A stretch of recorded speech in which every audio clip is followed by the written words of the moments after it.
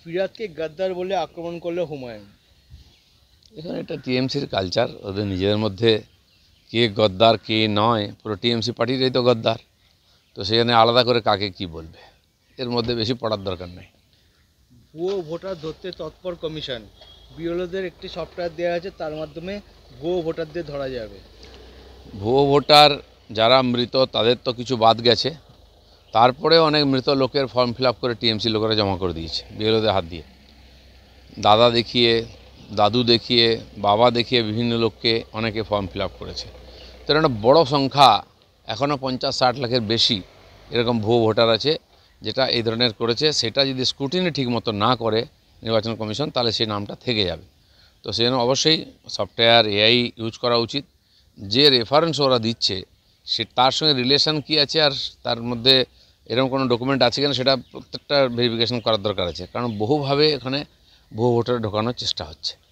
Detention camp নিয়ে ফের চড়া সুরে মমতা। বাংলায় ডিটেনশন ক্যাম্প করতে দেব না, মমতা বন্দ্যোপাধ্যায় বলেছে। কোনো দিন যদি ডিটেনশন ক্যাম্প হয়, প্রথম ওনাকেই যেতে হবে। পশ্চিমবাংলায় ডিটেনশন ক্যাম্পের কথা হয়নি, হওয়ার দরকারও নেই।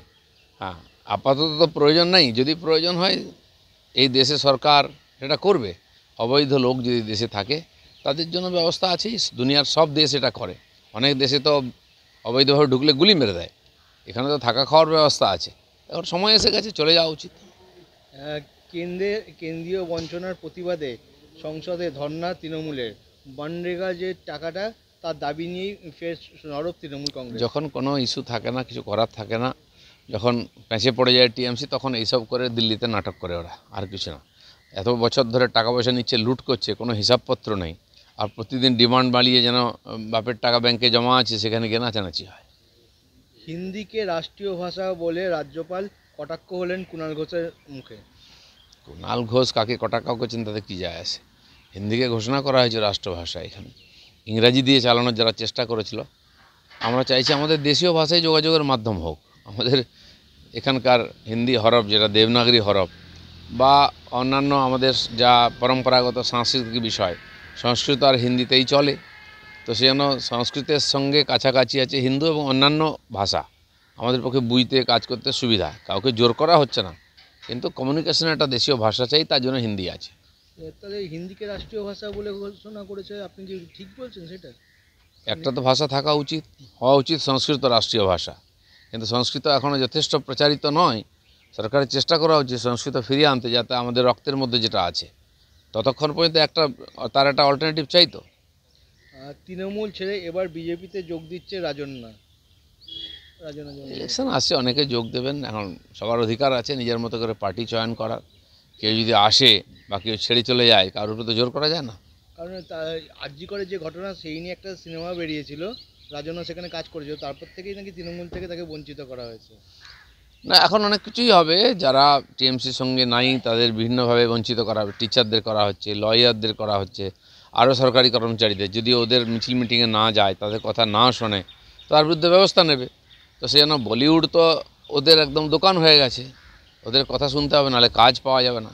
যদি এদিক ওদিক কেউ করে, তাকে টাইট দেওয়া হবে। সিউড়ির জনসভা থেকে দাবি অনুব্রতর, কাউকে করতে দেবে না এসআইআর, কাউকে করতে দেবে না এনআরসি, কেউ জলে থাকবে না, জেলে থাকবে না, হুঁশিয়ারি দিলেন অনুব্রত মণ্ডল। পাশাপাশি 230 ভোটে জয় করবে তৃণমূল কংগ্রেস। যে বছর বছর জেলে কাটিয়ে এসছে, হয়তো বাকি জীবনটাও জেলে কাটবে, সে ভাষণ দিচ্ছে কেউ জেলে কাটবে না, জেলে যাবে না। এই ধরনের লোকেদের কথার কী গুরুত্ব আছে? ফিরাদকে গাদ্দার বলে আক্রমণ করলো হুমায়ুন। এখানে এটা টিএমসির কালচার, ওদের নিজেদের মধ্যে কে গদ্দার কে নয়, পুরো টিএমসি পার্টিটাই তো গদ্দার। তো সেখানে আলাদা করে কাকে কি বলবে, এর মধ্যে বেশি পড়ার দরকার নেই। ভুয়ো ভোটার ধরতে তৎপর কমিশন। বিএলওদের একটি সফটওয়্যার দেওয়া আছে, তার মাধ্যমে ভুয়ো ভোটারদের ধরা যাবে। ভুয়ো ভোটার যারা মৃত তাদের তো কিছু বাদ গেছে, তারপরে অনেক মৃত লোকের ফর্ম ফিল আপ করে টিএমসি লোকেরা জমা করে দিয়েছে বিএলওদের হাত দিয়ে। দাদা দেখিয়ে, দাদু দেখিয়ে, বাবা দেখিয়ে বিভিন্ন লোককে অনেকে ফর্ম ফিল আপ করেছে। তো একটা বড় সংখ্যা, এখনও 50-60 লাখের বেশি এরকম ভুয়ো ভোটার আছে যেটা এই ধরনের করেছে। সেটা যদি স্ক্রুটিনি ঠিক মতো না করে নির্বাচন কমিশন, তাহলে সেই নামটা থেকে যাবে। তো সেই জন্য অবশ্যই সফটওয়্যার এআই ইউজ করা উচিত।